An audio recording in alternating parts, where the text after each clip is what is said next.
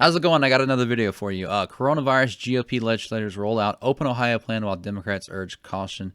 And we have a photo of Brett Healer here, Craig Reidel, and Nino Vitale on January 7th. This was posted about 2 days ago on April 27th. Governor Mike DeWine's roadmap for reopening Ohio seems too slow for many Republicans who say people can distance without decrees, and too fast for Democrats who worry about a second surge of the coronavirus. My fear is that the governor is going to try to central plan and micromanage everything, said Rep. Nina Vitale R. Urbana, who is leading an effort to open all businesses as essential as soon as possible. Our plan trusts people to do that and businesses to do that, and local health departments. The plan is called the Open Ohio Responsibly Framework, and more than 30 Republicans, a majority of the GOP caucus, so far have signed on and support. It recommends allowing all businesses to open starting Friday, with the caveat that they modify their operations, increase space between tables, and checkout lines, masks for employees. So I've seen a thing too where they're going back between, like, if they're like, you have to have a mask, if a mask suggests it, and all this other stuff. Because I think if you make people, like, it may be different for businesses to operate, but if you make just general people saying that they have to have a mask, I don't think that's going to work out. There's a thing too, like, for me and a bunch of other people has been working like last 2 or 3 months, and we're not wearing a mask, and all of a sudden they want us to wear a mask because it's like a dog and pony show for them. I don't think that's going to work out.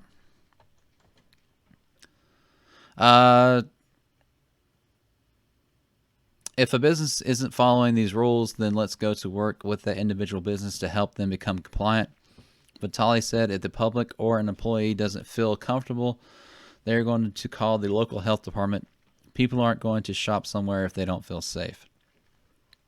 The 12 guiding principles also include respecting the right of people to continue sheltering in place, keeping sick children at home, working from home where possible, and praise for Ohio's health care workers.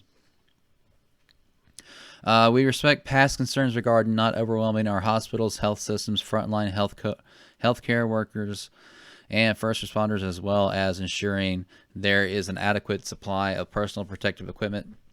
The memo states, in Ohio, we believe we are now past that stage of concern. There's an issue, too, because the whole shelter in place was like trying to flatten the curve. We need a shelter in place and stay at home and do social distancing, like flatten the curve. And it's been more than flattened. And now there's like some places saying like, oh, we're going to do this so no one ever gets sick ever again, which is not going to work. And there's like a ton of hospitals that are like laying people off or like furloughing them because they don't have people coming to the hospitals to do anything. Like, they're not like these overwhelmed areas like was originally reported. Democratic leadership in the House, however, fundamentally disagreed during a press call Monday. Relaxing of social distancing measures without the proper protections will certainly lead to more illness and death, said House Minority Leader Amelia Skiles. Well, here's the issue, too. There's a doctor that brung it up out of California, and I guess he did like an hour-long press briefing that was on YouTube. Like, him and his colleague both are doctors, and they did like their own research of like California itself. And I guess YouTube didn't like that, and they took the video down, because I was planning on doing a kind of like in-depth look at the video itself. But he was saying, part of what he was saying in there is like all these people that are like, because your daily normal life, like touching surfaces and interacting with people, like kind of build up your natural immune system and keep it up and ready and able to fight illness. But if you're cleaning everything methodically all the time and you're staying at home and you're not interacting with people, like at the end of it, your immune system is going to be weaker than what it was. Then all of a sudden you can like bring people out and together, and like all there's certain viruses and bacteria and start interacting with people, and there may be a surge of infections or sicknesses or disease just on the fact that people's immune system have been like weakened because of that. So that was an issue too. The Akron Democrat who holds a master's degree in public health said it was a little shocking that the governor would reopen certain businesses before mass testing for the coronavirus. People's safety is one thing, but I think just in Ohio alone, there's been, in the last 4 to 5 weeks, there's been like 1 million people that have become unemployed because their business was considered non-essential. And I think it's like 27 million altogether throughout the U.S. in the last 5 weeks. And the fact, like, they're worried about people not getting sick. So if you're in one of those designated groups, you're elderly, you're like immune compromised, then you yourself can shelter in place, but everybody else needs to get back to work. Because if you can't pay your rent, your mortgage, you can't pay your bills, you can't buy food, then all these like food shelters are like running low or running out because of that. Then people are like, oh, just get unemployment. Well, that's if you first qualify. If you're not like a certain business owner or or like you're a contract employee, then there's people that's filed for it. Like I think like around the end of March or whenever it was when it first came available, like 4 to 5 weeks, and they're still not able to get theirs. People are still waiting on their stimulus check that hasn't come yet. So that's going through, and even if you are able to subside or delay your mortgage or rent, like is capable in some cases, like at the end of that, like all of it's due at once.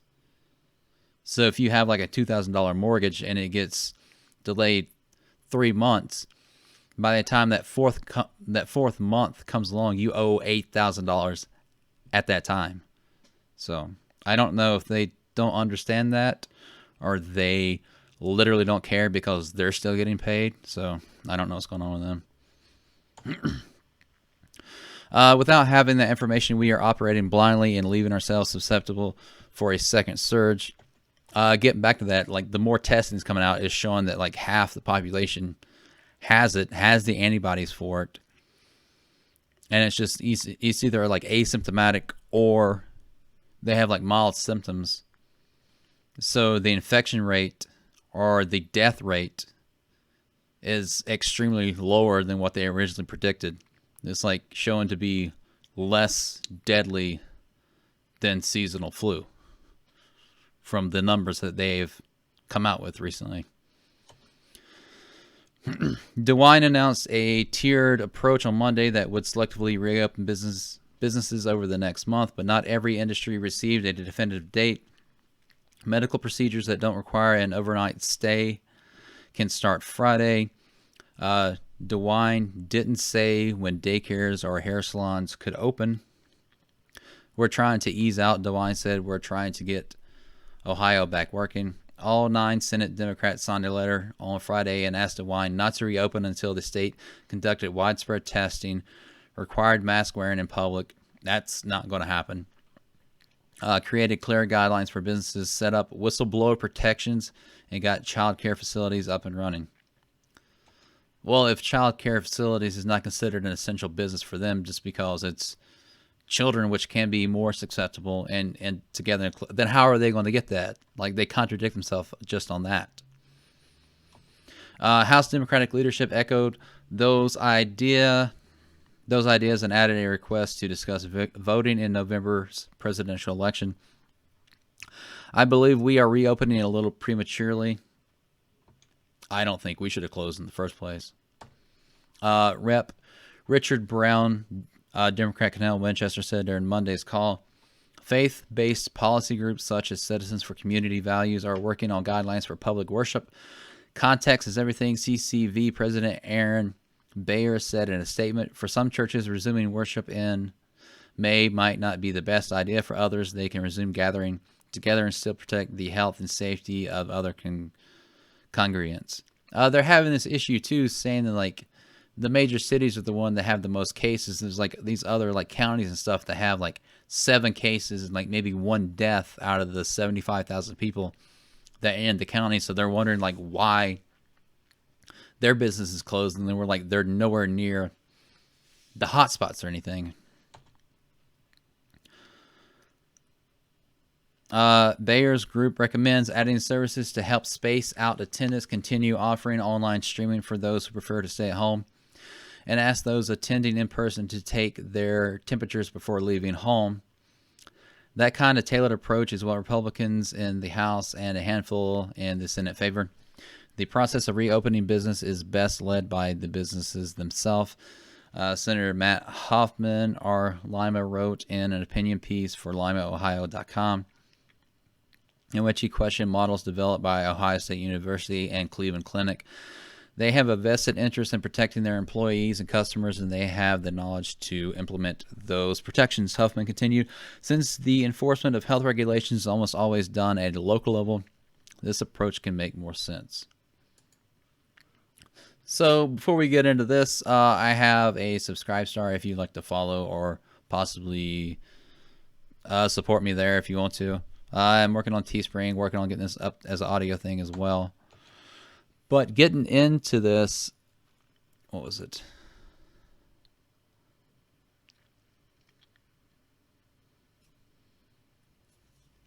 I mean, just getting into the initial models themselves, they were completely wrong. It's been brought up that, like, only in the government can you be wrong all the time and still have your job. Like, all these models, we're saying, like, 2.2 million dead. And it's like 200,000 dead. They're like, oh, maybe it's like 60,000 that's going to be dead. And the last I looked, it was around, it might have been around like 47 or 50,000. But the issue with that is, too, even like the doctors in the hospital saying they're pushing for all these deaths to be COVID deaths, that somehow miraculously heart attacks and seasonal flu and pneumonia and all those deaths became pretty much like non-existent this year. And it goes to the fact, too, that like they're pushing out money for the COVID stuff. So they're pushing for more COVID deaths to up their own initial funding in local and state places from the federal government. There's even videos coming out or saying that even if someone has, like, even if someone died from something else, if they had COVID at the time, that's considered a COVID death. There was a thing in New York where there's like, they had like, it went up by 3,700 like one day, and it wouldn't, like, they didn't even test these people that had died. They just they're like, oh, we presume maybe they did, so we just threw it in there. So you can't even trust the numbers that they're coming out with, which is horrible. But I don't know. The way they're going about this, and then like people dying of this is obviously bad. I'm not saying that. But in response, the cure shouldn't be worse than a disease by destroying people's lives. 27 million have become unemployed in the U.S. That's close to, I think it's like 17 or 18%. Then you got to think how many of those are like the breadwinners in their family. So that can be extrapolated out to maybe, 50 million, maybe even like 100 million, maybe even like a close to a quarter or a third of the U.S. itself, if they're like the household and they have a spouse, maybe like 2 children or something like that. So they need to get people back to work, and more government money isn't necessarily the issue. Maybe it can be a stopgap at a point in time, but when they borrow like and put it like another 2 trillion back on, or put another 2 trillion on top of our federal debt, which is like, I think it's like, is it 22 trillion right now? Yeah, that's just terrible. I don't know. That's my thoughts and comments on it. Tell me what you think. If you're on YouTube, you can give this a like. If you like it, you can subscribe. If on Facebook, you can give me a like and a follow if you want to. Then, like I said, I'm trying to get this on audio as a podcast. And, yeah. All right. Cool. Peace.